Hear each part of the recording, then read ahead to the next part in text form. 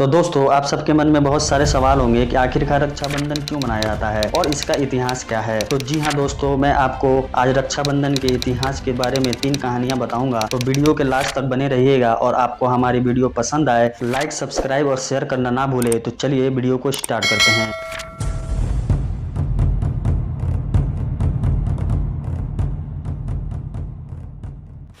तो दोस्तों, आप सबको पता ही होगा कि रक्षाबंधन एक भाई और बहन के बीच के रिश्तों को मजबूत करता है, जिसमें भाई अपने बहन के लिए उसकी लंबी उम्र की कामना करती है और वहीं भाई अपनी बहन की हमेशा रक्षा करेगा कोई भी विपरीत संकट में। और इस दिन भाई अपने बहन को कोई प्यारा सा तोहफा भी देता है। रक्षाबंधन 2 शब्दों से मिलने से बना है, रक्षा और बंधन। संस्कृत भाषा के अनुसार इस पर्व का मतलब होता है कि एक ऐसा बंधन जो कि रक्षा प्रदान करता हो। यहाँ पर रक्षा का मतलब रक्षा प्रदान करना होता है और बंधन का मतलब होता है एक गांठ, एक डोर जो कि रक्षा प्रदान करे। तो चलिए मैं इस वीडियो में आपको 3 कहानी के बारे में बताने जा रहा हूँ। नंबर 1, इंद्रदेव की कहानी। भविष्य पुराण में ये लिखा है कि जब असुरों के राजा बलि ने देवताओं के ऊपर आक्रमण किया था, तब देवताओं के राजा इंद्र को काफी नुकसान पहुंची थी। इस अवस्था को देखकर इंद्र की पत्नी से रहा नहीं गया और इनका समाधान ढूंढने के लिए वो विष्णु जी के पास गई। विष्णु जी ने एक धागा शची को प्रदान किया और कहा कि वो इस धागे को जाकर अपने पति के कलाई पर बांध दे। और जब उन्होंने ऐसा किया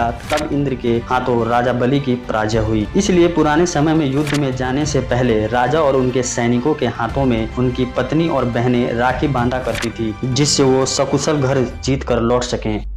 नंबर 2, यम और यमुना की कहानी।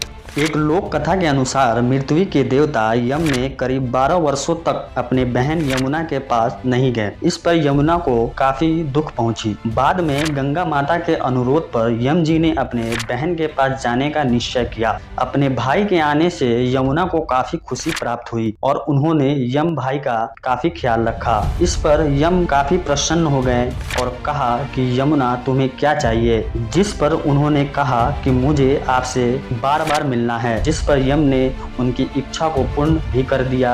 इससे यमुना हमेशा के लिए अमर हो गई। नंबर 3, माता लक्ष्मी और राजा बल्ली की कहानी। असुर सम्राट बल्ली जो भगवान विष्णु का बहुत बड़ा भक्त था, बल्ली की इतनी ज्यादा भक्ति से प्रसन्न होकर विष्णु जी ने बल्ली के राज्य की रक्षा स्वयं करनी शुरू कर दी थी। ऐसे में माता लक्ष्मी इस चीज से परेशान होने लगी, क्योंकि विष्णु जी अब वैकुंठ पर नहीं रहते थे। जब लक्ष्मी जी ने एक ब्राह्मण औरत का रूप लेकर बल्ली के महल में रहने लगी, वहीं बाद में उन्होंने बल्ली के हाथों में राखी भी बांध दी और बदले में उनसे कुछ देने को कहा। अब बल्ली को ये नहीं पता था कि वो औरत कोई और नहीं माता लक्ष्मी है, इसलिए उन्होंने उससे कुछ भी मांगने का अवसर दिया। इस पर माता ने बल्ली से विष्णु जी को उनके साथ वापस वैकुंठ लौट जाने को आग्रह किया। इस पर चूंकि बल्ली से पहले ही देने का वादा कर दिया था, इसलिए उन्हें भगवान विष्णु को वापस लौटाना